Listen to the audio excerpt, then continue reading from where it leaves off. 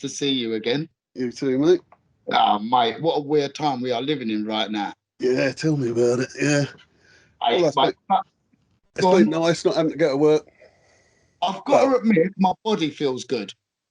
Oh, well, I mean, yeah, I meant work rather than gym work. But yeah. Yeah, that being said, actually, yes, probably first time in about 30 years my hands aren't aching all the time. Exactly the same. I've got a few little niggles, like my wrists used to work, my shins used to hurt a bit. And yeah, I feel golden. That's the one good point about this crazy time we're living in. That my body feels pretty good. My body feels pretty good. But what are we gonna do? We just gotta...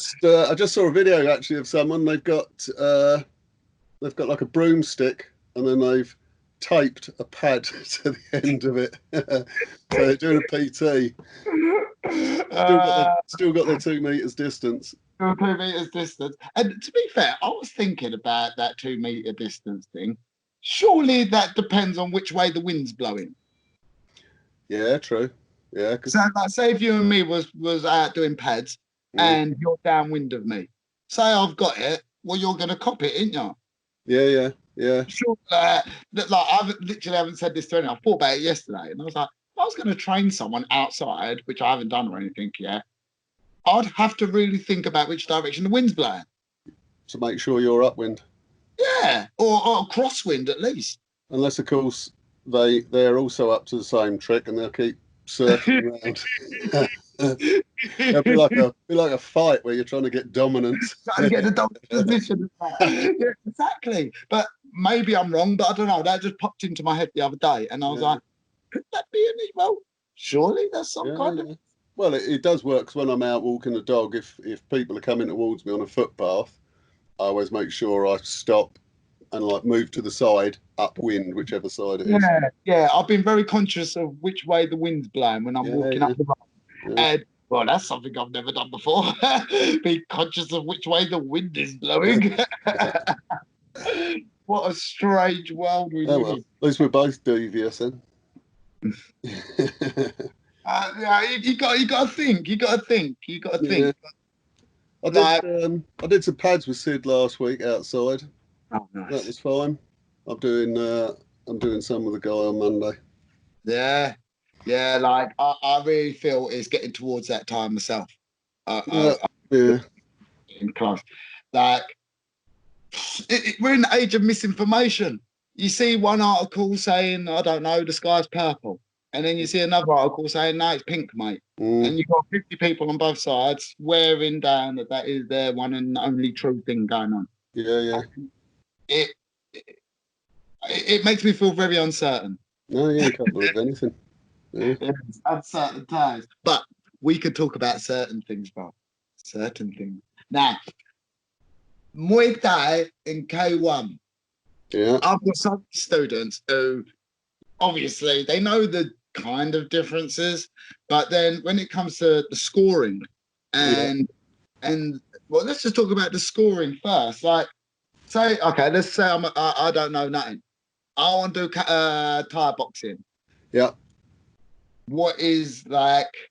I don't know. What is like the best weapons to really polish? Because what's going to be scoring big? Well, kicks, elbows, knees going to score. Assuming they're all landing cleanly, are going to score higher than punches. I suppose would be your first point. That being said, obviously we generally use punches to set up the other strikes anyway, don't we? I mean, I'll offer my view, I suppose. I suppose I'm hesitant to, in a sense, because you just see it every weekend, endless arguments about fights and scoring, etc., which I think the argument. Well, I mean, obviously the argument's not invalid, but what people never seem to understand is sitting and watching a fight, even if you're an impartial bystander, is a completely different scenario to sitting at ringside and scoring a fight. You're looking at two completely different things. Oh yes. And for corners to go and people, you get the same problems. Well, first of all, corners, obviously, you're emotionally involved in your fight. So there's not many people that just completely disassociate and very critically score it, because they're looking at the fight to support They their see what they fighter. want to see. You Yeah, see what you want to see, don't you? you know, and they're looking. You know, I know we had that chat. You know, when you had your last glorious win. I'm, that entire fight, when I was in your corner, I'm watching the other guy. I'm not really watching you. You know, it's predominantly you're trying to see with the openings with someone else. So for a corner to then come on, you know, get onto Facebook or whatever, claiming it's a robbery is a bit of a nonsense. Yeah. That being said, I suppose I would have. My first port of call actually would just be to refer someone who I'm trying to think. There's a guy called Tony Myers. I don't know if you appreciate Sobriquet, but he's effectively the godfather of Muay Thai scoring in this country. Nice. I think his website is actually muaythaijudging.com. I will definitely have a little look on there. Yeah, and he's got some really good resources actually, and really, you know, he's like where he's written some articles for magazines about it, and so it really makes it quite simple and clear. I think the main difference between Thai and K1 really is that Thai is about it being use that analogy of it being a race. So you, in theory, can be, if it's a 5-lap race, you could be behind for four laps and still win in that last round. Whereas K1 is very clear; it's a 10-point must each round. So if you win the first 3 rounds, assume you don't get knocked down in the next 2. You can lose the next 2. You've still won the fight. So I think it's easier to understand, and I think that's why there's a lot less arguments about K1. It's not to say there aren't arguments, but there are a lot less arguments because usually it's quite clear who's been dominant.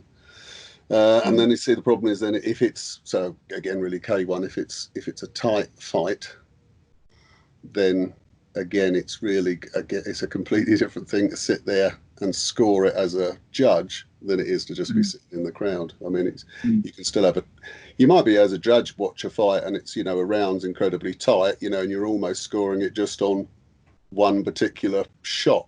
So if you look at, I did actually write them down for Glory K1. I mean, so there are lots of different rule sets that come under K1, and obviously, well, I'm not going to have the boring conversation about K1 is an organisation, blah blah. we all know what we mean by K1. We're talking about when someone says K1, we know what's going on. It means no one's getting elbowed. yeah, basically, yeah. So all shots score the same. They've got 5 sort of point criteria for scoring. It's number of knockdowns, damage inflicted, clean. So theirs is slightly different in that they have clean strikes that are delivered in a spectacular style. I think they do use the word spectacular.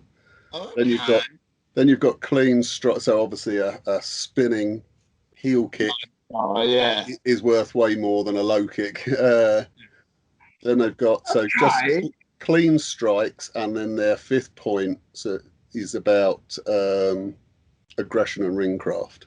Okay. And then obviously you've got variations with the K1 with, you know, things like whether you can use a one-handed. Well, I always used to find that a bit weird because when they'd say to me in the rules meeting, you can hold on to him with one hand and basically tee off, but as soon as you touch him with your other hand, he's not going to stay there. Well, it should be one hand. I suppose I can't say categorically for everyone, but what it should be for everyone at the very least, whether you're using 2 hands or 1 hand, it's one knee release. Yeah. Now, as soon as you've released, you can, in theory, go back in and do it again, but you've got to keep releasing. What you can't do is a tie clinch or tie plum and just keep hammering in knees. Yeah. And I understand. They just want that faster paced fight, don't they? Yeah. So that's and again with this, as I say, with the scoring's just 10-point must. So 10-8 with a knockdown, etc., etc. And that's I think that's then obviously your predominant Dutch style for K1, isn't it? You know. Yeah. But K1's basically pro boxing with some kicks, isn't it? Yeah, well, that's the thing. You could ultimately you could win a K1 fight just with your hands. I mean, Yeah. it's you generally don't get boxers that win K1 fights because you start eating leg kicks and It changes everything, they doesn't it? don't like it. Yeah, it changes But everything. Like I think in MMA, like the calf kick has become so popular over in MMA, but I haven't really seen it translate into stand up. I think it's too easy to defend because we're already in that kind of position. You see what I mean? Just a tweak at the knee and you catch them with it. You see what I'm saying? But so popular in MMA, so popular. It's crazy that. Crazy. Well, it's the same as this sort of teep to the thigh, or you know that. I mean, obviously, a teep to the knee is not allowed anyway. But even the teep to the thigh, I wasn't seeing that 3 or 4 years ago, whereas that's a lot more common now. And I can remember the odd occasion you would see it. People generally were outraged and would call it a cheap shot. And yeah. Loud doesn't mean you should do it. Yeah, it was definitely one of them shots a few years ago. Someone threw it, you'd be like, "Whoa, easy, mate." And nah, you just kind of like, shouldn't really do that, but you just kind of just deal with it. But yeah, it's weird how techniques have come and go and come and go. It really that the Thai game, I think it's beautiful at the moment, but why is it not popular? Why? I do not understand. Well, I suppose I don't know, because obviously again I could potentially get slated for this. I think it's not popular with your average bystander because they don't want to watch two blokes, in their words, hug for 5 rounds. And they don't, even just from the scoring point of view. It's well, actually, I was go the other way round. White Crew, you know, how we see it and how someone that's just turned up to watch some fights sees it's two very different things. Yeah, 100%. I've lost count how many times I've taken friends to fights that aren't sort of interested or aren't part of it, and they'll just be like, "What the hell's all this dancing about? Can't they just get on with it?" They mentally check out at that point, don't they? You know what I mean? And because you're so right. You're so right. Because like for my last fight, I'm like, I want to do my wild crew. They're like, nah. And to me, I'm like, what? But thinking of it from you, like say, from someone who's just a bit boozed up and they want to see some punching, last thing you want to see some dude like twirling about in the cage, sorry. But yeah, I understand, but I feel it's been promoted the wrong way.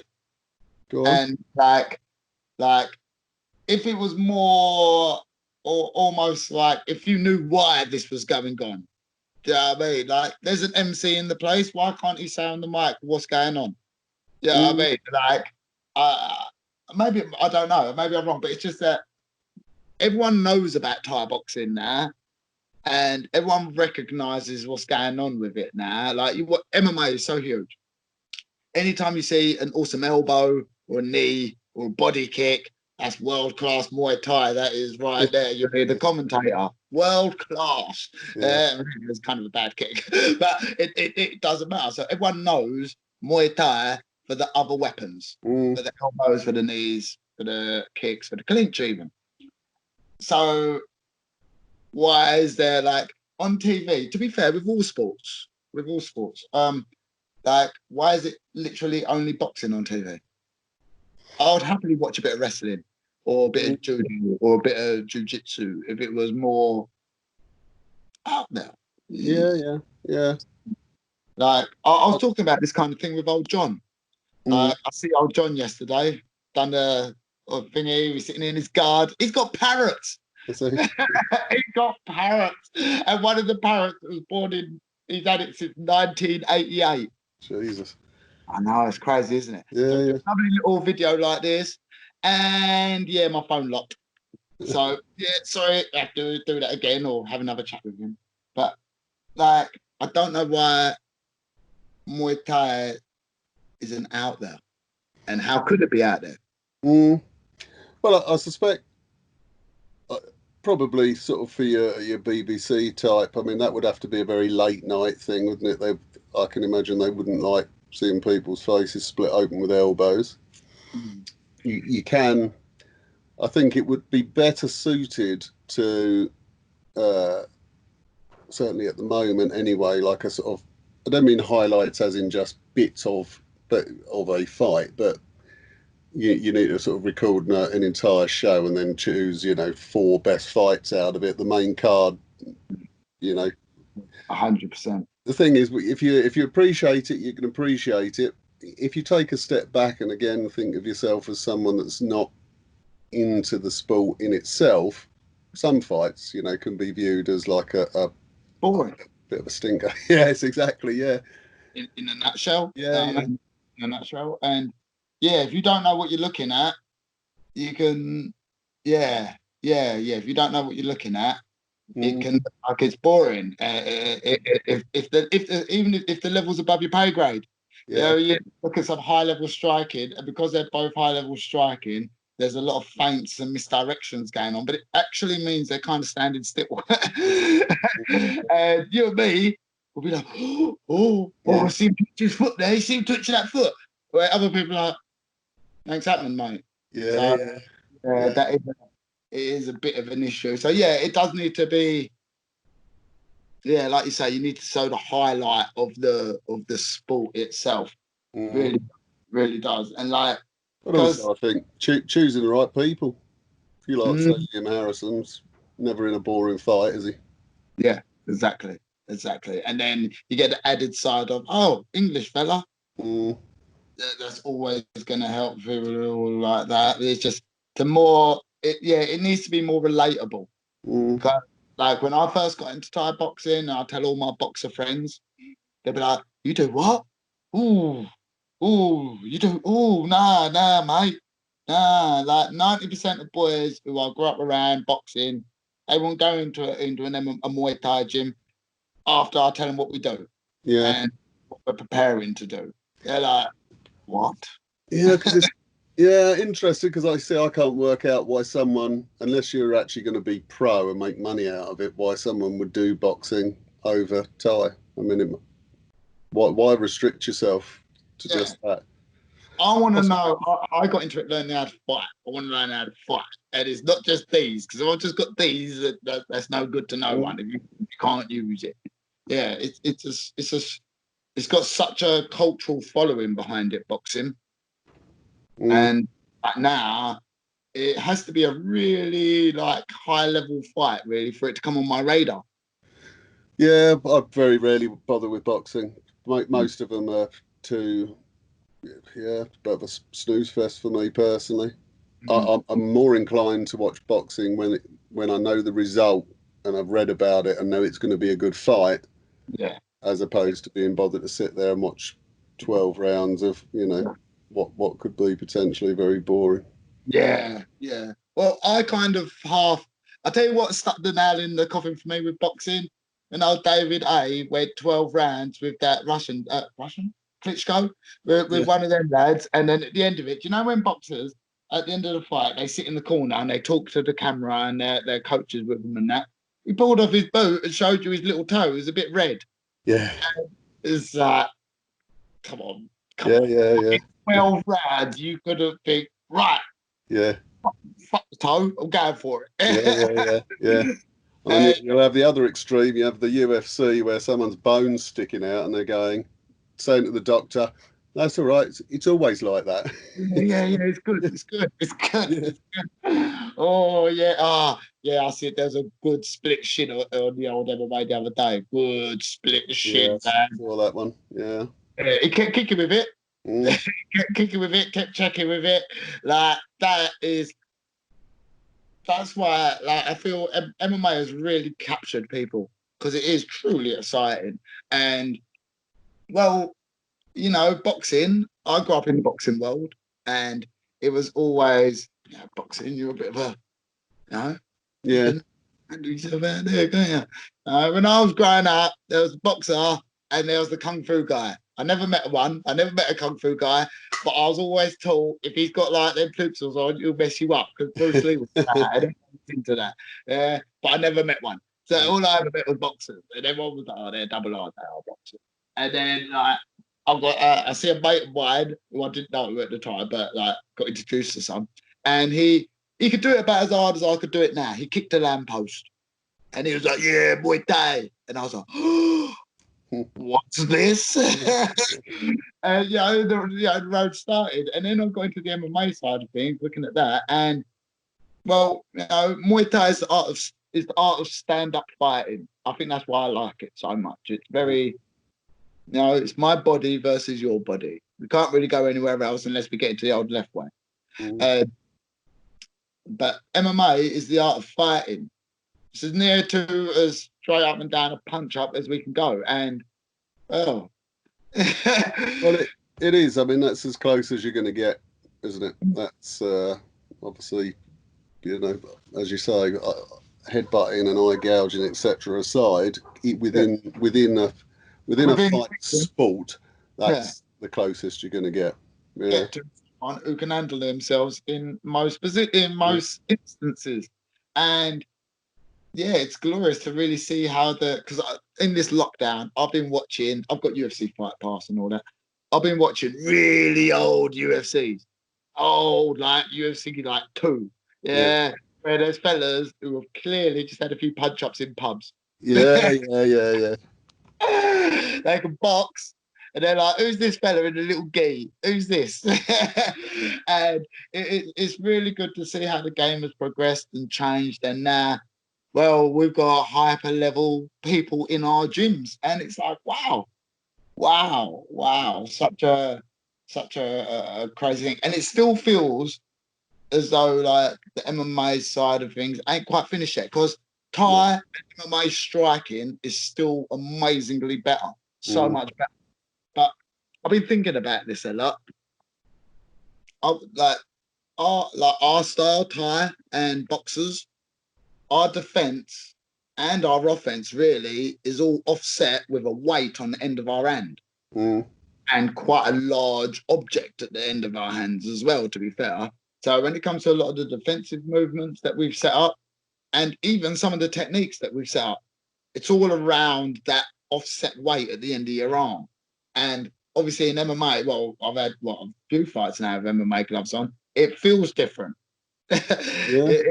The punch, it feels different, and you can't defend stuff that well. No. I've done that once, mate. Some dude clapped me in my ear. Yes, right through the side, bro. So it's still a bit scrappy. It's still a bit scrappy, but I feel another 10 years or so, it'll be on again. Yeah. Well, it's interesting you say that, 'cause I do, in the gym, even teaching Thai, then I still want people to be wearing MMA gloves on not all the time, but a reasonably regular, just because I think it stops people then getting lazy about, they just fit their hand into a glove and then start. It's almost like a flick all the time. Yeah, 100%. And you've got to hold your hand differently when you punch with an MMA glove on. It's a bit different. And anyone who ain't done it, anyone who says it ain't, I say you ain't done it. Because it's just with one of my pairs of big gloves on, I can virtually shut my throw full clip. My glove will sort it out at the end. Yeah. And you just can't do that with an MMA glove on. But like, yeah, real interesting. But I don't think they've got the glove design quite right. I don't think it's there. What, for striking or for MMA? I like the Thai one that has that bit along the side. Like that fat bit of wedge there. I really like that. But with the MMA ones, it's too easy to poke the eye. It's too easy. I think they need to curve the glove somehow, or I don't know. It's some strange one. And to be fair, another thing I really wanted to talk to you about, because obviously you really got your finger on the button, is your thoughts on like kids striking, kids getting into the game. like you, as you obviously you would know, I'm all for it. Train your boys, but like, because I really feel that helps people. It helps kids so much, so much, and it's unfortunate that we don't really push that in this country. Mm. Anything for kids, do we? In this country, Well, I really? think if anything, there's probably outside of the sport, there are probably more people that are anti it than they are pro. So I think they don't like the idea that you're training kids to fight in the first place. But of course, I think, generally these probably are people that wouldn't come in your gym anyway. I don't think you wouldn't have well, I've not met an adult, no, that's not true, I've met one, but you generally don't meet an adult that trains that then doesn't want their kid to train because they know what the benefits are. There are headshots is I suppose the big discussion point in kids fighting, and I think the age group generally is coming up. Holland's government intervened. That must be about 3 years ago now. Yeah. I think I remember all that going about. What did it go up to? Yeah, well, it's because up until then we were actually going over to Holland for headshot fights because they were just doing it from 6 up. And then, so I think now it must be, I think you must have to be, they did it on a sort of sliding scale. So I think it was like at 15, you could do it, but then within 12 months, you had to be 16 to do it. 12 months later, 17. So I think it must be now just anyone under 18. Okay. And it's, I suppose if I look at Sid, he's 6'4" and 90 kilograms, and then they want and him standing there pummeling away at someone's chest like a 6-year-old. It's just in my view. Yeah, it's just a bit. Way out of line. But then, of course, you then get the other extreme, where people, are trying to claim it's child abuse if you let them do it. So, I think it needs to sit somewhere in between. The problem is, so I'm. It's going to make me sound a bad dad, but never that. I'm far happier with my own kids doing it than I would be with being a coach for other kids and them doing it. But at the same time, I think. See, I think you could do with actually having 2 tiers of kids. So you have your elite level kids who perhaps from 14 plus could do headshots. Again, you have literally got kids, that's, well, again, Sid and Fred probably, close to 50 fights. It's, they've passed that level. And I think actually what was interesting for me is watching them. We didn't change their training at all. And especially obviously Sid being older, it just naturally kind of changed from body shots to headshots. Just naturally progressed. Yeah.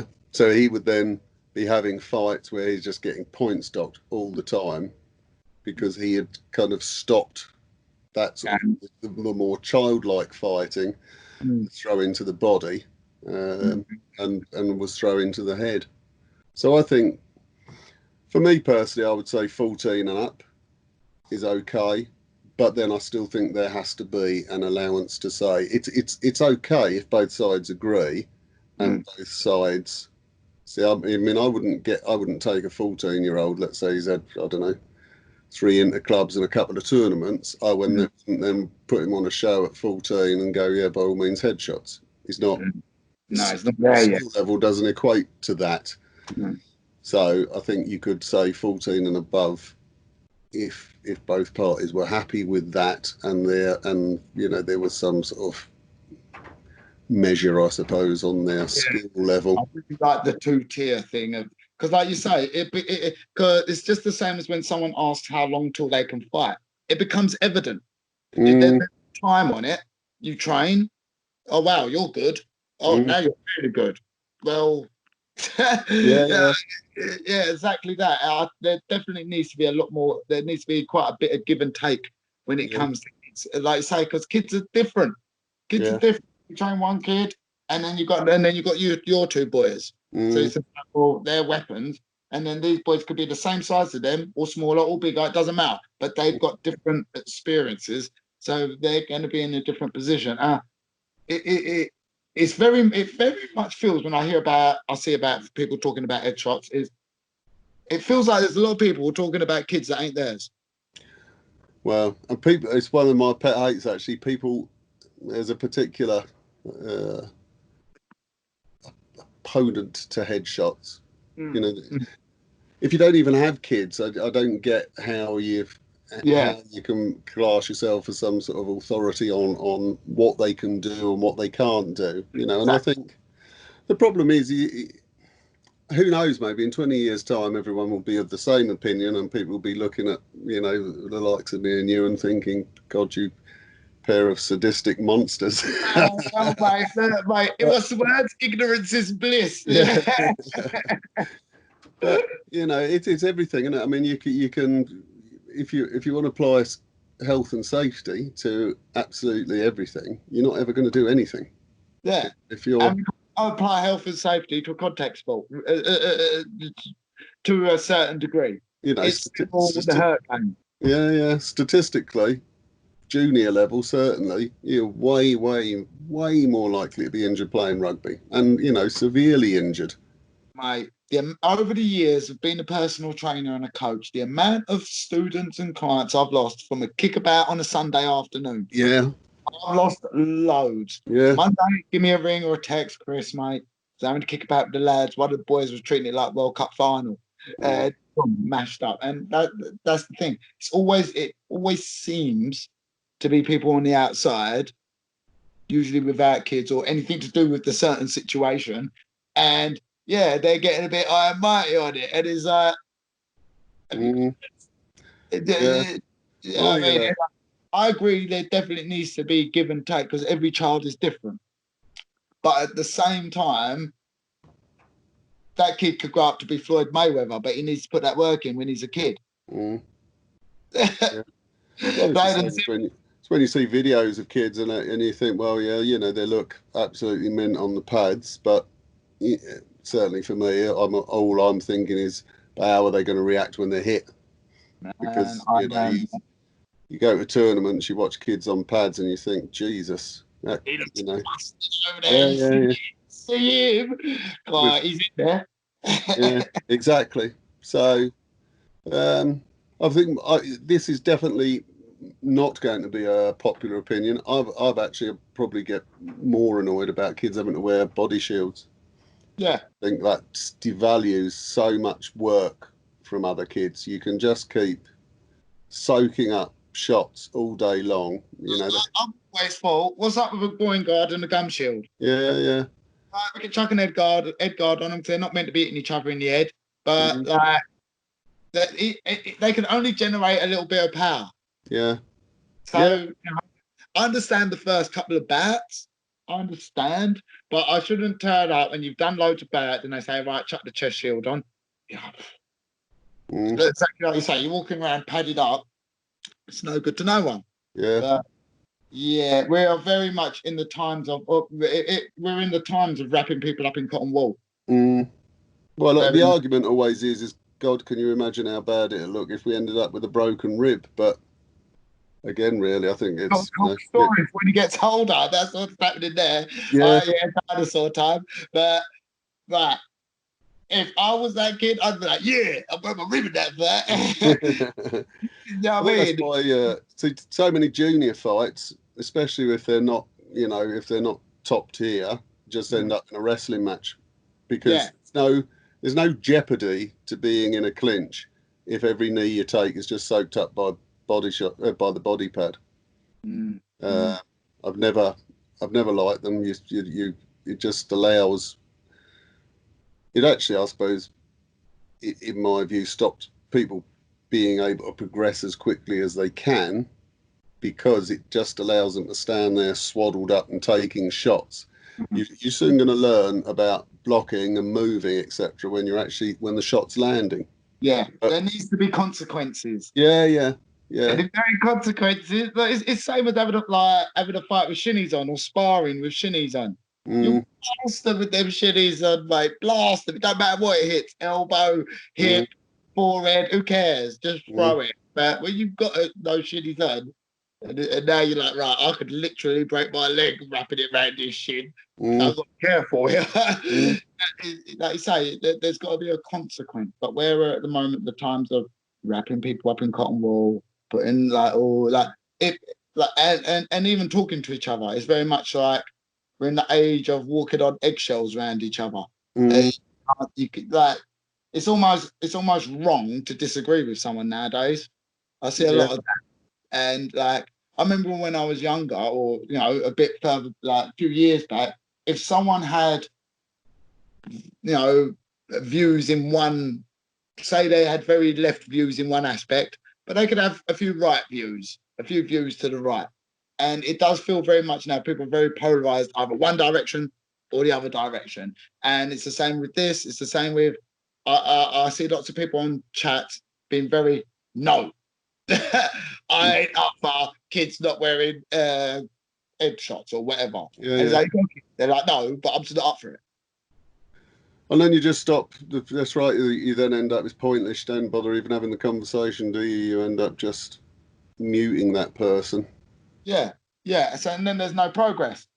There needs to be more give and take in all aspects. Like, I suppose that being said, though, I mean, I know there are gyms that all their juniors always like train in body shields. They're getting them ready for tournaments and etc. and stuff like that. So they're comfortable with it, and they're not not immediately not immediately uncomfortable as soon as they put it on. Whereas again, really, I'm trying to think. I don't think even in sparring and that, Fred and Sid didn't wear them. They didn't like wearing them. They never trained in them, so therefore, as soon as they end up in a fight, I suppose perhaps then it's a disadvantage. I suppose are you scoring? Well, it's what's the purpose of the gym, I suppose, as well, isn't it? What I don't know. I'm trying to think of what rabbit hole I'm about to go down. Is your gym about preparing fighters, or is it your gym about preparing people to win in a structured tournament? Fight. It's the same as you get. Well, there are gyms. You can if they were all wearing. Obviously, you know which gym it is, usually certainly at junior level, because they wear all the gym colours. But there are certainly gyms that even if you change the colours, you'd go, that's that gym. It's a production line of the same type of fighter. And on one hand, that's cool. But on the other, like I'm very much on, when someone comes to my gym, I'm very much on, what do you want? In a perfect world, what would you like to get out of your interactions in my gym? And you see something, I just want to get fit, and you say, I want to compete one day. But it's how they say it. And now I try to, once you recognize how they say it, I always try to, he wants to be a fighter one day. And then, that person there, he wants to punch up one day. I don't know if he wants to be a fighter. That might all change after his first fight. But he's interested. And this person over here, they have no interest. They just like it. And then, I don't know, there's this person over here, no interest in it. They just like it. But if they get good, they're going to want to fight. You can tell. And you got to kind of work with them. I've always felt like, maybe I'm wrong, I don't know, but because I see the idea of a production line, because it's easy to maintain. I mean, everyone does this, everyone does that. All right, boom, they're all going to be fit or whatever. You know what I mean? But it's not even that I'm trying for a personal touch. It's just that some people are up for it. Some people are really up for it. Some people are just like, they don't even know what they're up for. And Yeah, I find if I went very regimented, I would have pushed some of them away. So I've always been very much you want. Mm, mm, Just yeah, I mean to kind of find out what they want from the game because like I got into this because I like fighting. What did you yeah. get into Thai boxing? How did you get into Thai boxing? Um, I did actually get into it via research, as in, I looked at different martial arts. I didn't want What to was just the catalyst go for down. that? Sorry? What was what started that? What started right martial arts? Well, I suppose I'd always wanted to do it, really, actually, and you know, I suppose got to a point of thinking, right,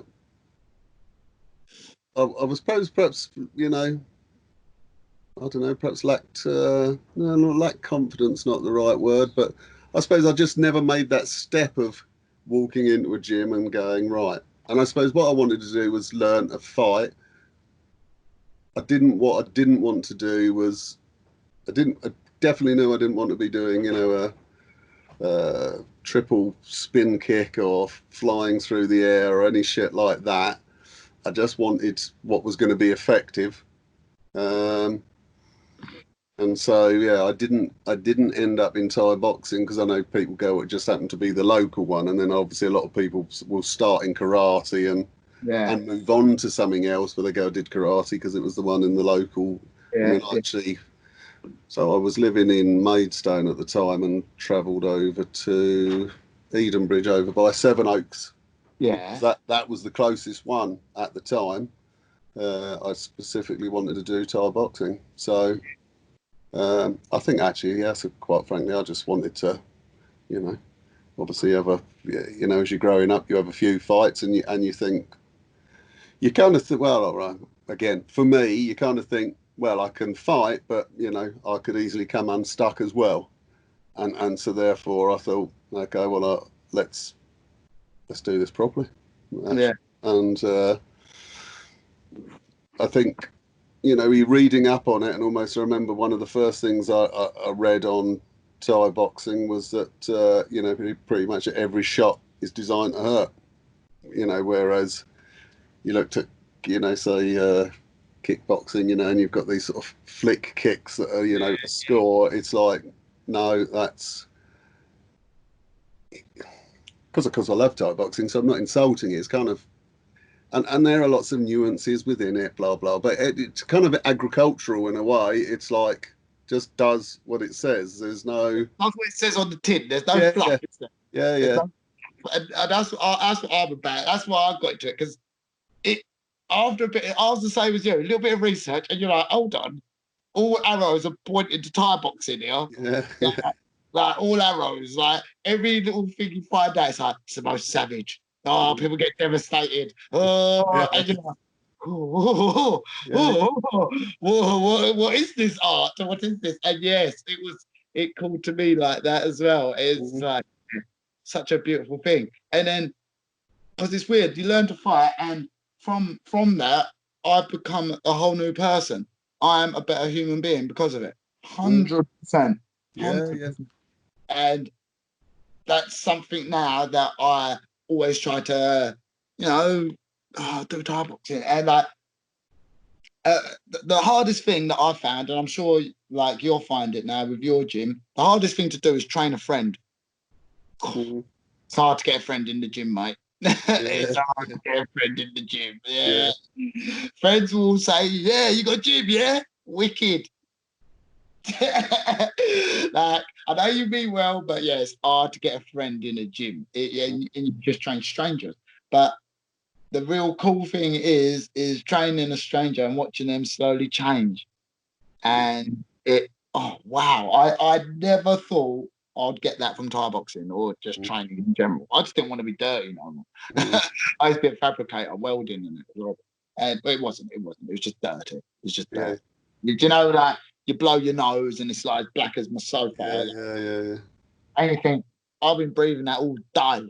yeah I just wanted to get out of that. But yeah, man, like shout out to Sean, one of the boys I trained. He started training with me when I was about 13. And when he come to the gym, like this isn't my old gym before I opened my place. Do you know when you talk to a young lad, he won't look you in the eye, and he's kind of, and you're like, oh, you get a bit of grief at school. I was a nuisance at school, so I could tell when someone got a bit of grief at school. You can tell you're a bit of a prey item, bro. Yeah, so you're not grief back there. Yeah, school is the jungle. When you're a kid, school is the jungle. But so we bring him into the fold, train him and everything, and over the years, he seems like holding himself a little bit. He's joined the Navy. Yeah, he's a big man now, and it's an unexpected thing. And so I tried to really push this onto my friends. I'll do this. You'll really enjoy it. Thinking if you do it, you'll also become a better human being. How cool is that? And I very quickly realised that when you try to get friends involved, more often than not, they kind of think you want something. And you're just trying to earn and run your business off of them. And I'm like, well, truth of the matter, mate, you're only putting a couple of quid in the pot. Yeah. But it's more about like, this is an awesome way to traverse this existence. It's not that I walk around and feel hard, it's just that I feel peaceful. I feel very peaceful in the night. Yeah, peaceful, but also, again, it's not hard, but it's the confidence is when you're walking down the road, you don't look like prey. Yeah, it's what did I saw it the other day actually, and I thought it was brilliant. But people, well, they were talking about bullies, but people are looking for victims, they're not looking for a fight. Oh yes. And yes. You don't ever look like a victim. Yeah. You know, and people tell me stuff that's happened to them and that, and you just think, how did that happen? How did that happen? And yes, because how did you not see that coming? Yeah. One, how did you not see it coming? And two, why do they think it's all right to do that? But they think it's all right to do that. I would be. I suppose I should be touching wood, really, but I mean, I'm fairly unconcerned where I walk and who I walk past, and how many of them there are, because I don't feel like I'm walking along looking like a victim. Yeah. And you are so right. It's what you put out there, because like I'm walking up and down the road any time, obviously not with a lockdown, but just in my own head, and it's just like it's a very good feeling to be able to actually walk along the road and just be in your own head, because I meet people all the time who come to the gym and they're scared of the world. Yeah. They're scared of the world. And then, because the thing is, though, people like they train for a bit and then they realize there's nothing actually to be scared of. But because you're scared, you're pulling it towards you. You're pulling that negativity and that towards you. If you walk up the road, like, someone's going to definitely jump out of the bushes.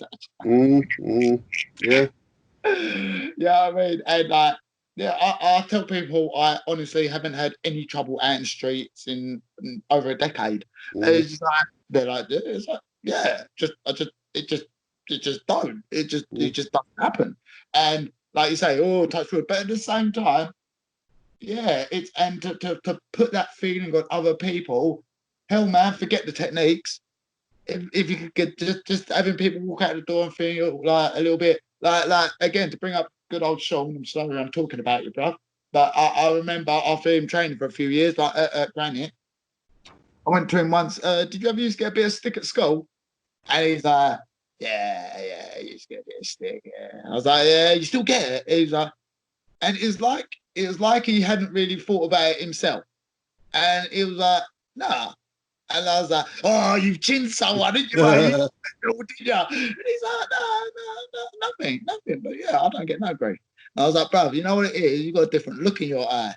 My man's like tall as Sid anyway, but he was as tall as Sid when he was 13. But he was definitely getting a bit of grief just because how he was acting. And now I know he doesn't get no grief. And well, he said it. That's so cool. That's so cool. And yeah, man, if there was more of it out there, a lot more people would feel a lot more cool with themselves. Yeah. Man, I think probably make life in general, society in general, a lot less violent. Yeah, 100%, 100%. But on the outside, people can't see that. I wanted, well, obviously Sid and Fred full, but I wanted all four of my boys to train because, in my view, if you know how to fight, then you don't have to fight. Then the only people where you see it on YouTube, fucking idiots that can't fight, swinging away, because they're trying to prove themselves about something. You don't need to prove. If you know you can fight, you don't need to fight. There's nothing to prove. 100%, 100%. And like, I'll tell you one of the best things about being able to fight. You see the signs before anyone else. I've been places where I'm like, I'm off. See you later. Yeah. Next day, Chris, it kicked off where we was at last night. Oh, did it? Funny that, isn't it? It's you become slightly more aware of your surroundings. Just not even that we're walking around, but you just kind of like, I'm going to go over there now. And it kicks off wherever you was. And it's just nice timing. You know what I mean? It's a beautiful thing. Because like you say, you see people on the internet, always can't fight, always get really hurt. And it's like, man, what are you doing? What are you doing? What are you doing? You can't be doing stuff like that. But no, like the only thing we can do is just by bit, just try and teach our art and show people how to I don't know how to navigate. Because like before all of this started, getting people into a mixed martial arts or a Muay Thai gym was hard. Well, it must be, obviously my gym's only Thai, but what you like on numbers, it must be harder. Is it easier because it's more popular, MMA, or is it harder because the sort of perception of it is that it's going to be more brutal? It's not more brutal, but the perception will be. Nah, it's to be fair, in 3 years, I have yet to really figure out, okay, this does, man, you could have a week, all the MMA classes, all the Thai, all the Jits classes, real busy. And the next 3 weeks, all the Thai ones are really busy. And it's like, yeah, I'm noting it all down, looking around, I'm like, yeah, very, very difficult to figure out which is the blah. You see what I'm saying? Yeah, very, very strange to understand. But like the main thing I have always found like an issue is people want to do this stuff.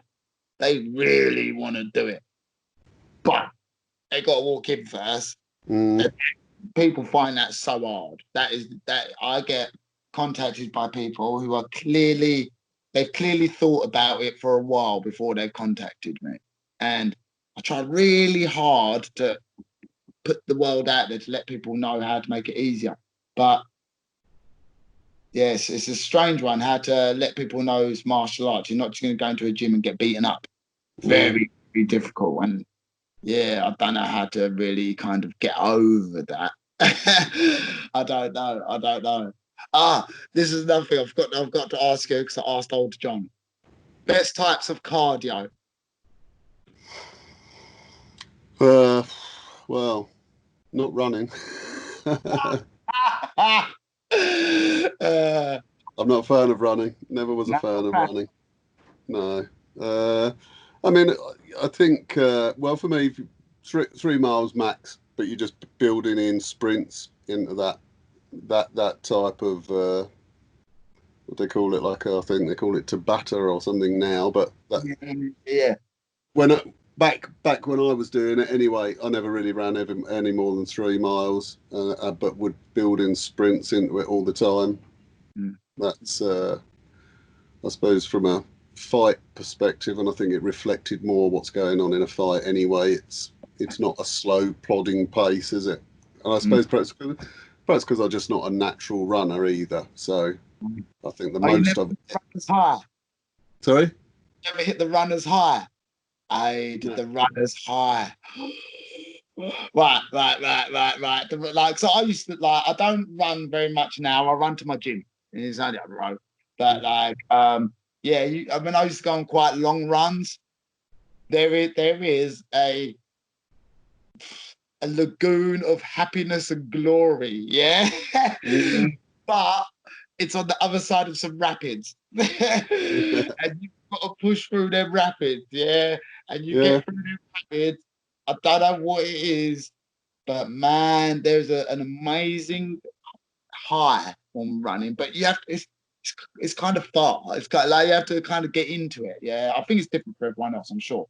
But Yeah. I'll tell you how significant the runner's high is. I used to run to my old gym and I'd hit a runner's high pretty close to the gym. And I would seriously consider in my head ringing the gym, making up some lies, keeping running. Sod the client. I just want to keep running. Like, obviously, never did it, but that's how intense the runner's high used to be. And I got a bit hooked on it for a while, and I could only get it from long distance runs. And yeah, I remember my coach was like, "You got to dial that back because it ain't helping. It ain't helping. It ain't helping." But I feel like what I would say now, what I like now is for people to first start doing, if their body can handle it, of course, a long distance run, and then when fights come about, to make them shorter. I'm a big fan of a long distance run at a slow pace, just when you haven't got name booked up. And then when the actual fight comes along to be getting into the more sprint side of things, yeah, that's definitely more my cup of tea. But You got that lovely hill, haven't you, near the gym, Hammond Hill. So I think that is a nice circuit where you come back round to yours, sprint the tops, jog down that bit, and up that hill. I mean, that's got a bastard hill, isn't it? I mean, that's that hill, mate. like that. I love it, mate. I love it. Like I used it for both of my both camps for my last fights. Obviously, we only had one fight out of two camps, but I wonder what happened to that fella. It's a bit strange, that fella. What, the last fight? No, not the last one. The one before, the one that went missing. Did he? Oh, sorry. Yeah, that one. Yeah. I don't know, actually. Yeah. I haven't done it over him. That's a bit weird, though. Oh, so I thought about him as it goes. I wouldn't have come back to the gym if it had been me, but you could have. Well, for anyone who watches this, essentially what happened, I was getting ready for a fight. 20 minutes before, something like that, and yeah, he went missing. Really weird, and it was quite. I think it was like co-main event or main event. I can't remember, but yeah, really strange. Like, really, if I was the man, I'm the same as you. You can't go back. Bruv, what, like, yeah, I mean, like, but the thing is, so, bruv, you know me.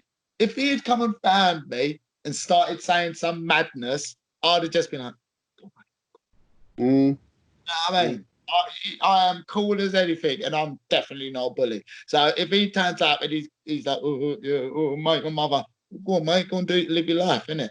But where he went missing, it was a bit.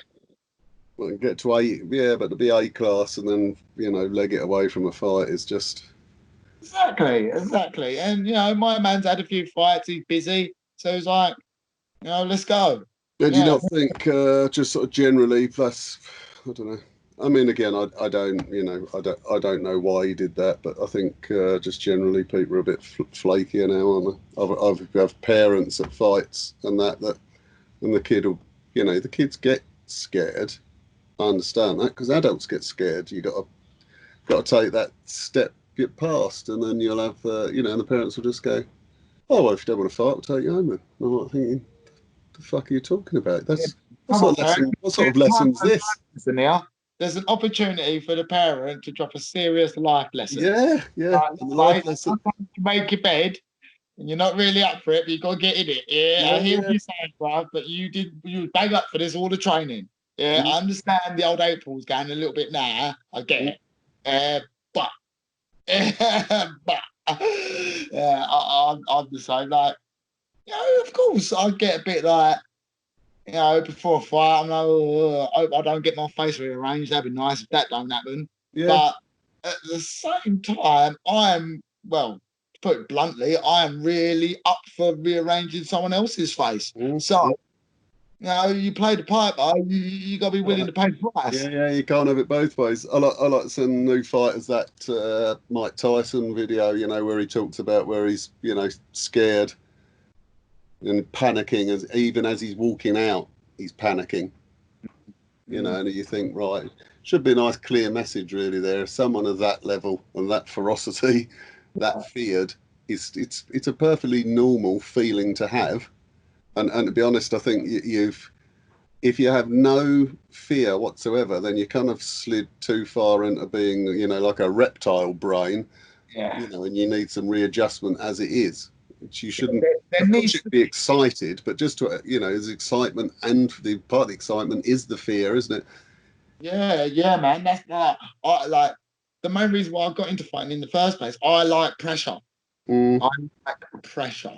And I like the fact of if I do not train and prepare correctly, I will get elbowed in the face. And that to me is an incentive. That's like, right, get up a bit earlier, run a bit harder, you know, do this, do that, do the other. And of course, when I'm going in there, I'm like, whoa, here we go. But like, it's it's a drug. I'll admit it. I'll admit it. I'm hooked on adrenaline. I've got to admit, I like in that even that last fight. Oh, I was buzzing enjoying that fight, and I was really, really having fun. I've always had fun in my fights, but I did feel when I in my previous fights, I was very incoherent, and I feel in a way to describe my old fights is just effort. I put lots of effort in, and mm, I was really enjoying it. But because I'm putting so much effort in, that kind of muted the enjoyment. And now I've sounds weird. I've almost pulled back on the effort and almost fell into the enjoyment a little bit more. yeah. And yeah, man. Obviously, I trying not to be blind, but I'm. Oh, that makes me go. That does that. Well, get in. See, I tell you the bit that gives me the most buzz is when I look at the back of the ref's head. When the ref is talking to the other fella and saying like, fighter ready. And I always think, here we go. When he's like, fighter ready. And I always think he's gonna look at me, he's gonna say the same thing. Oh, daddy. And like, yeah, man, that is a drug. And yeah, I love it. I love it. And but it's so you gotta be so there's so much criteria and things to hit that you can't fall into that, and then you can't fall the other side, and you. But wow, it's so fun. Every human needs to get into a punch up and not out on the street. They No, need to have, like, right, your fight is at this date. Put your work in. You know, do what you can. You're matched up with matey from accounting, and then you're gonna have a go.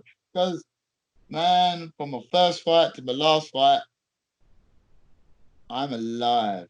mm, And yeah, interesting one because they used to obviously I know you know my dad and that used to say that they had boxing in schools. That was just sort of PE where they would just throw gloves at a couple of kids and go right off you go.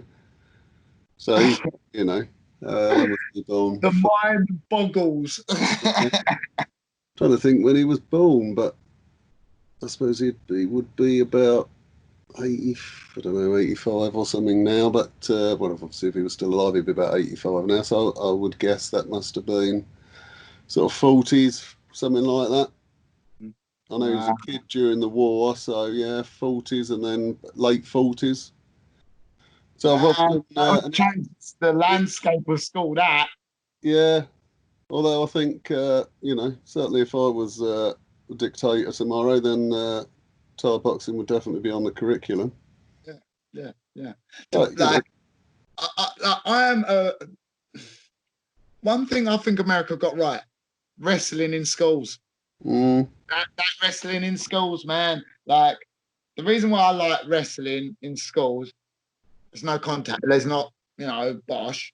mm, Um, and like wrestling is either just push, or get smashed. yeah, and and then when you get smashed, you got smashed, mate. There's no but. No, there ain't no but in wrestling. You got lit up, bro. There's nothing you mm, can do about it. And yeah, because now they're scared to let kids lose. They don't want to let kids lose on anything mm, nowadays. And mm, yeah, man, that I'll be the same as you. If I was a dictator tomorrow, for the young kids, wrestling, as you get older, the striking's coming out. mm, The striking's coming out. It's got to. And it, like you say, it sounds to anyone who doesn't do it, they are like, are you insane? But it's like you are not seeing of the benefit of the more they can fight, the less they will. Do you find it aggravating with people that do stand up that won't entertain wrestling and anything sort of MMA based from? Oh, I've had arguments with like boxer boys over just yeah. Like it's weird. Like to be fair though, it's only ever really boxers. A karate dude will appreciate everyone, same as a jips dude or a wrestler. But you say to a boxer anything else but boxing, he's going to get his eccles up a little bit. I don't know if it's a cultural thing because we're in England and boxing. I don't know if it's that, but it's always boxing. Well, I think is it? Yeah, I suppose perhaps they feel they're elite just because of its because of its standing within society.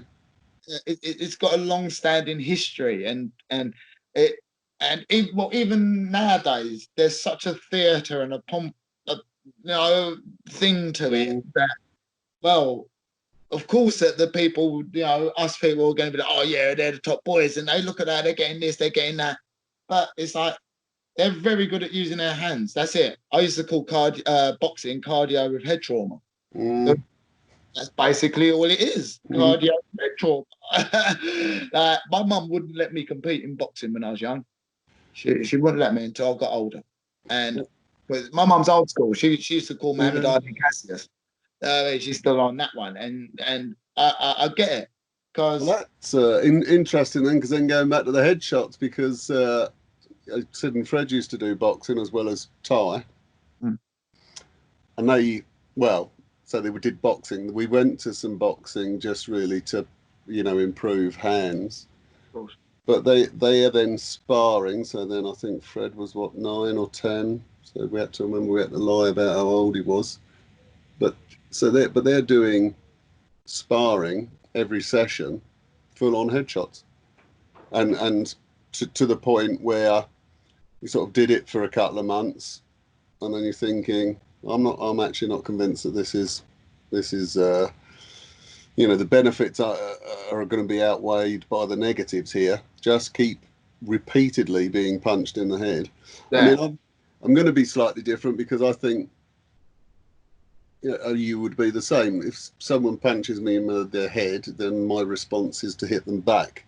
And I think, I suppose a bit like you saying everyone needs to have at least one fight. Well, I think people, in a weird way, people need to actually get used to being hit so that it's not, a lot of people get hit and they just immediately shut down, and they'll collapse. Not reaction. Yeah. Whatever their reaction is a very immediate reaction. If someone gets snuffed in the face, they're like, and it's either on, they melt or whatever. Yeah, 100%. And yeah, that's the thing. There's so much talk about kids' headshots in Thai boxing and all that. And boxing, hold on, boys. Yeah. And that is, I say, just plenty of friends who did box, plenty, and they are 100% all doing headshots. And it's literally cardio with headshots. That's all boxing is, really. And like that's how I sold Thai boxing to my mother.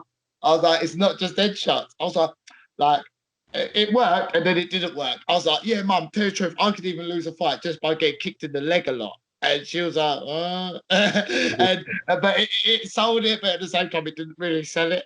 The main thing to my mother was like, I don't really want you getting consistently in the head all the time. And I agree. Boxing is great, but it's just repeated blows. I've got friends who have definitely been punched in the head too much. Oh yeah. 100%. And it's like you get kicked you can't really get kicked in the leg too much because you don't come to the gym anymore. Yeah. or you literally can't get in the car. But at least you're not dead. At least you're not a bit. I've always thought that. Punchy. Yeah, I've always thought that everyone has like an allotted number of shots they can take to the head. It might be 100. It might be like 6,000. But when you hit that number, that's you. Yeah. That's what I feel. Like everyone's like, oh, Chris Brandon, I really try to avoid getting hit. Yeah. I do not like showing off my fight name because I'm like, yeah, because I do strongly believe that you've gotten a man. And yeah, I haven't been it much. So just try and keep that number low. I've never been one. Well, now I'm trying not to be one who's like, yeah, have a go to war with some fella. Going to war with some fella means trading shots. Not about that. I'm not about that. Or do some ninja stuff and then go home. Yeah, that's what I'm up to doing. Coming in nice and quietly, making my show and doing my thing. But yeah. Just grabbing a drink. Oh, grab it, mate. Grab it, mate. I've got one here. Let me have a look. Oh, wow. Oh, see, look, the time has just flown chatting with you, man. Absolutely flown. And I've actually not messed it up this time like I did with old John. I've actually been keeping an eye waiting to see if it cuts out. We're still recording. I completely forgot all about it. As you can tell, I'm so into getting doing podcasts and stuff. But like I love having these chats with you and like how about the game and everything. It's really cool. And the other last one, not the last one, but one of the other main things I really wanted to talk to you about, because I don't think they really do it anymore. Judging a fight as the whole fight rather than round by round. Yeah. Okay, actually, let's change that question. You're a dictator. You can change the fight game however you want. Crack on. Let's hear your demands. Well, I do think actually it's a difficult one because, of course, I know what people say is then it's not Thai, and who are we to be changing Thai? Dictate, mate. Change what you want. I do think just from expanding the sport, and I think maybe as one has proved, I do think just scoring them as 10-point must would be better. And so the thing is it's evolved with this sort of very slow. I mean, there are organisations I work for that just say, well, first round's 10-10 regardless, or the first 2 rounds, in fact, 10-10 regardless. Yeah. But that's evolved. And it's not a secret. That's evolved around betting in Thailand. That's why it is. You see, and I don't. We're not betting. No, well, one, we're not betting, and you think, we talked about, well, how do we make it a better sport? Well, is it a better sport where two people are just sort of coasting for a round because they know it's not going to score? I don't think it will. I suppose it's not about me not honouring the tradition of it, but if we want to market it and for it to be bigger, and ultimately when people are fighting, why would we not want the same purse as whatever David Hay or Anthony Joshua? Why would we not want those purses? Well, we're not going to get those purses if we've got this scoring system that I suppose it's even the scoring system itself isn't clear to people because it's not. I suppose K1 is a very simple process. Who. All right, I'm oversimplifying it, but who hits the other person the most? It's almost. That's pretty much it, though. Yeah, yes, they've got clean shots and effect, etc., but the criteria for Thai then is quite expansive. Mm-hmm. So and it's the same as people can't. You can't. I mean, I've seen fights where there have been disputes, and people have then. Well, in fact, I've done it myself where I've said, right, okay, if that's a K1 fight, yes, Blue's won. If it's a Thai fight, no, he hasn't, because just throwing hands for 5 rounds, is not going to do it. And there's I think perhaps certainly on a lower level or a spectator level, and people that are doing Thai, often with Thai at lower levels like C class, N class, there isn't enough understanding from the people doing it about what techniques are actually scoring.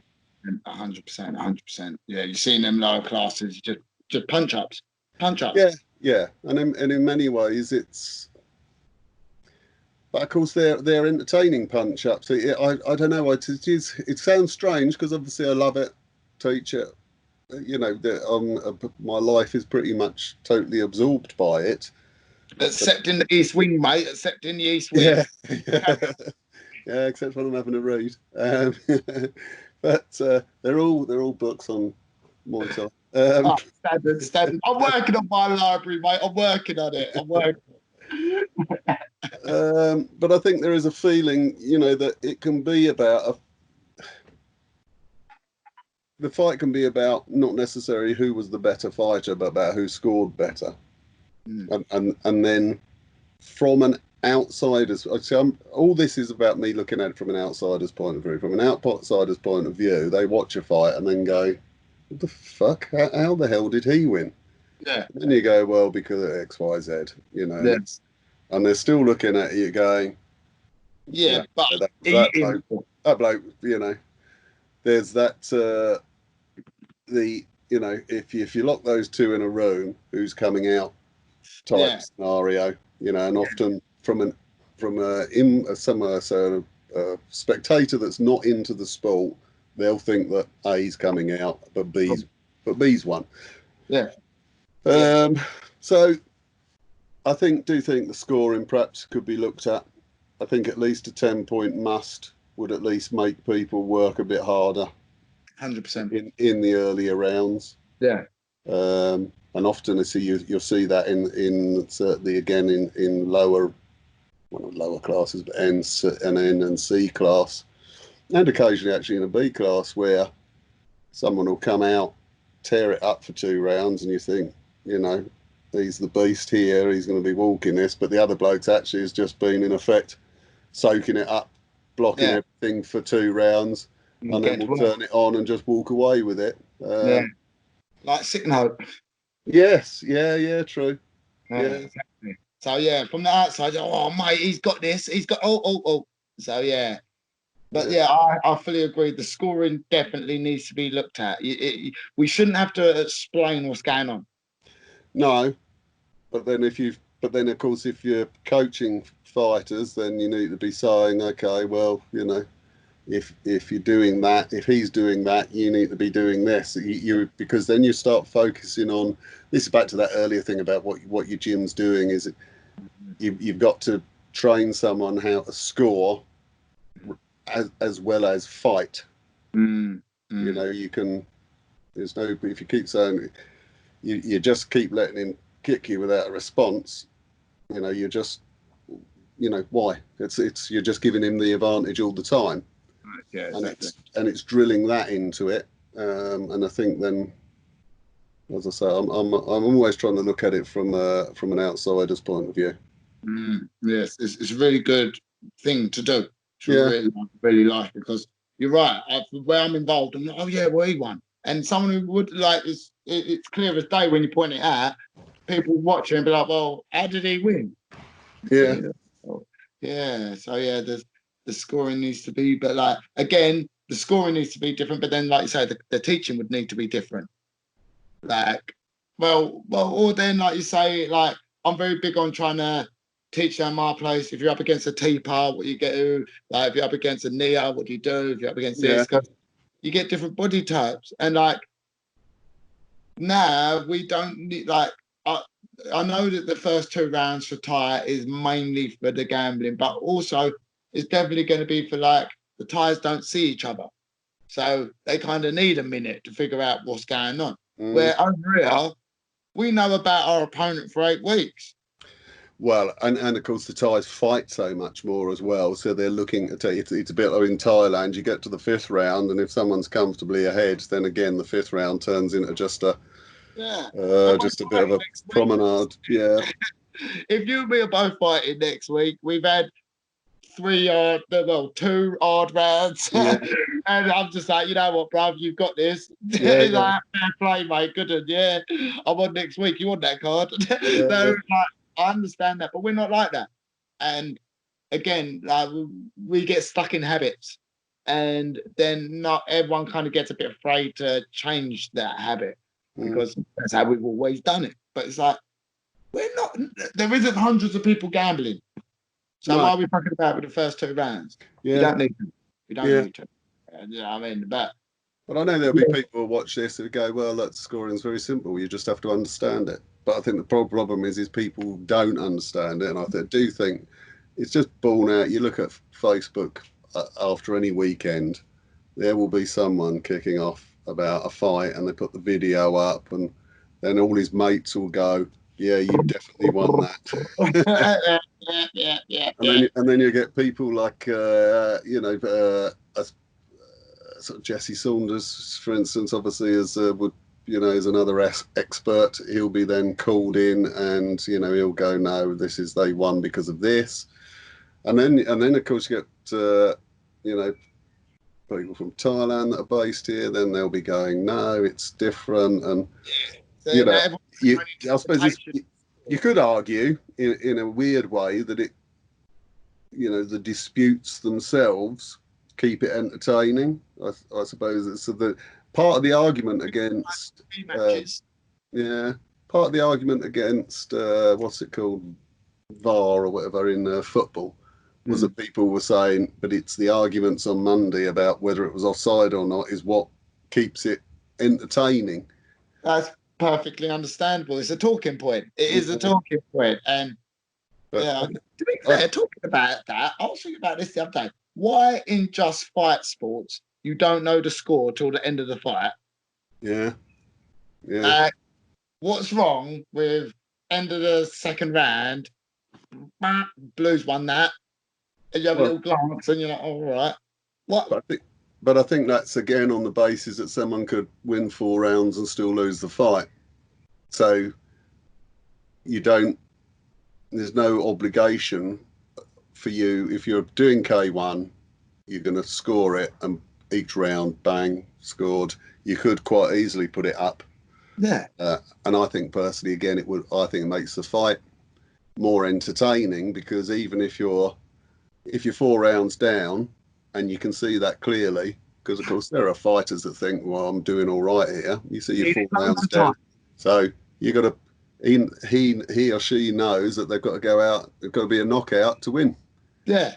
Why do I need to go to my corner and then play guessing games? Do I get that? Yeah, I think so, mate. Yeah, it was close. Yeah. That's just another thing for me to think about. Do I hang back? Do I go for it? Do I really go for it? Do I really hang back? I don't know. And I don't understand why they do that, because in all other sports, you know the score. You can turn up any time and you know the score. It's on. So why can't we just, in between rounds, Blues winning this? So much. It's weird. Very strange. Yeah. Again, it could be, it's almost like traditions that no one has really pointed out. Like, a lot of people find me weird when I say this, and I'm probably going to sound weird to you when I say this. I find ring girls really weird. Ring girls? I find it really weird. I find it really, really, really weird. Like, the higher level, the worse I feel it. I'll be watching that UFC or something. There's 2 women fighting in there, and the commentator's doing everything but talk about their looks. And then he's talking about my girl's looks, who's walking around with the card, the beautiful, whatever her name is. And it's like, are we in the 50s and everyone's smoking and grabbing asses as they walk past? Yeah. It feels very weird. I don't know. I've always that. I don't know. That's just my own little pet hate. I watch it and the ring girl's there, and I'm like, yeah, why is she here? What? Yeah, considering what they pay them, it is a bizarre concept. I mean, I don't believe anyone is turning up to a fight show thinking, well, they're not going to walk out and go, well, that was shit. There was no ring girls. That's, I'm not trying to take no money off some woman who's yeah, you're fucking. No, no, no. I'm just saying at a fight show, it's a bit weird to have a random half-naked woman walking about. If you Well, look and at it. I remember I refed a show up in London, and I mean, it was like, you get ring girls that just sort of walk around holding it up, and then you get others that, effectively look like each section they go to, they then spend 20 seconds looking like they're grinding on a dick. I mean, I was standing there just thinking, dear fucking God, what the hell's going on here? It was like Bizarre. a soft porn show. Exactly, and it's just not the. It's like no, not now. Mm. Hello, it's a fight show. There's people literally in their pants over there fighting, and yeah, I've always found it weird that always. Yeah. And like growing up around like in the boxing game and all that, and yeah, but now I'm older. It's just like I find it a bit weird. I But find that's it a the bit thing weird. is that I think you get a bit of that, like in the first fight, she'll come out and it's all, "Hey." But then after that, it's just like, well, the novelty's gone. No one's even paying any attention after that. Way because like I'm not cussing you.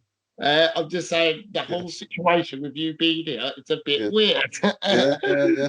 I have no quarrel because I don't want people to feel that I've got an actual quarrel against a woman. No, earn your money. But it's a bit weird. Yeah. Yeah. And if I was a woman, I'd be kind of pissed off. Well, obviously, well, yes, yeah, and I think from a point of view with the fighting in general, again, when you see what they, what some promoters want to pay judges, uh, ultimately, it's not, you couldn't, even if I was judging every Saturday and Sunday it's not a living. It's not, it's even ones that pay you well. You're not thinking, wow, I'm off to Tenerife Yeah, for a week. Then it's exactly. you do it because you enjoy it. I Yeah, think first and foremost, and then of course you're getting your. I suppose ultimately the money covers your fuel, etc., yeah, and puts a bit of money in your pocket. Um, Considering the grief you can get, with especially I think coaches are the worst. I suppose incidentally, actually, I mean that's I think in my experience it's Europe, well, foreign coaches that are the worst. Actually, they and especially with K1, and I suppose actually I'll say especially the Dutch. I yeah. think they kind of think they own K1 and then really don't like it. When It goes against them. yes, yeah, and I think that's probably because UK fighters aren't fighting in that sort of traditional K1 style. So I think they feel that they sort of that it's they own it, and therefore they're, if that's what their fighter's doing, Yeah, that when they, wins. Yeah, yes, yeah, yeah, yeah. I think again, you go back to that. You see people watch their fighter. And mm, like I'm quite big on what like I'm saying to you, I like to watch the other fighter. I want to see mm, what he's doing. I don't really want to see what my fighter's doing. And like you say, like yeah, man, like when a fight goes the distance with one of my fighters, unless it's super, if it's a just a boom boom boom back and forth fight, I can't really tell you because I was watching him. Like I yeah. was watching him. I'd really really love to have a go at some commentating, just to be to try and just watch because I like and well hell judging all of it. I just love being involved in the game. It's very fun. It's very Yeah, fun. no, well, I commentated recently down in Hastings with Malcolm Martin. And Mm. that's like a bucket list ticked off commentating with him. I There was a group chat about who your favourite commentators, what your favourite commentating team would be, and I had Malcolm Martin and Matt Mitrione were my two. So the fact that I got to sit next to him and just chat shit during, it's like it was actually. We should actually, Chris, almost if we should suggest to a show even. God, well, no, I'm not going to say this officially, but we'll cut this bit out, but it's almost like just don't pay us, and we'll just go there and sit and have a chat. Yeah, yeah, yeah, yeah, yeah, yeah, yeah, yeah, yeah. Because it 100%. is, We'll get mic'd up. We'll do it like we'll have yeah, it recording us in that pub. And it is we entertaining. I mean, it's entertaining in itself. And again, you're looking at the fight from a completely different perspective. angle. I am 100% down for doing this, Aid, and I'm positive that there is someone who will watch this and they'll be like, "I'll have them 2-1." Yeah. Yeah, go on, lads, go on, lads. Repping Granite and Semtex, bruv. Standard, you know what I mean? I'll wear my own t-shirt, bruv. You don't need to give me a t-shirt. Aid's got his as well. We're golden. Aid, I would so love to do that. And all right, I'll see what the time is. I'll vaguely wrap us up. Now, Aid, I love you as a human being and as a training partner and as a fellow gym owner. You are a glorious human. And your lads, they are really, really cool, man. They're cool. And when all this bubbles down, we'll get back to smacking each other. Yeah, yeah, You yeah. Well, know, I still think we should, even if it's just me, you, and Sick Note, and maybe one other. Just maybe if I bring Sid, maybe just meet up and do some pads, and have a bit of a twat around somewhere. yeah, 100%, mate, 100%, Because 100.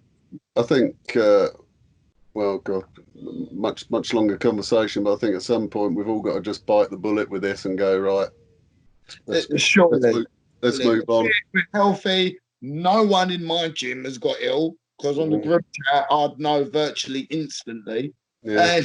And well, you and me both, because obviously you're on there. And so we've locked ourselves down for weeks on end. I'm not trying to be like, yeah, we should fuck the government, but the wind is definitely blowing in the direction that things are going to get easier, which is a glorious thing because I love what I do and I just want to get back to doing it. Right. I've got to thank my sponsor, LTS Suppliers, you glorious human. Got to thank anyone who watches this and just puts a little bit of time out with me and the glorious Aid. Yeah. Big love to you sitting in your East Wing. Yeah.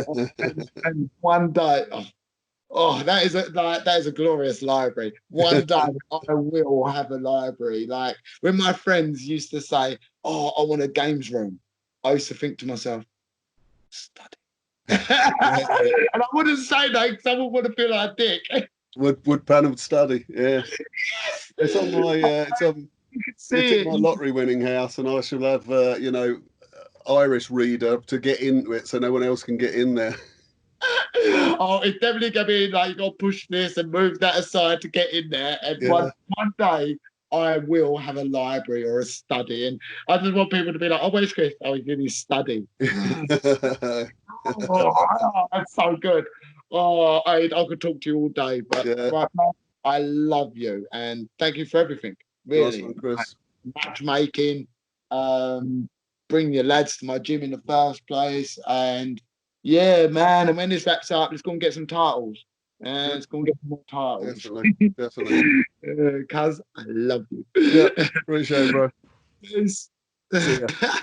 That was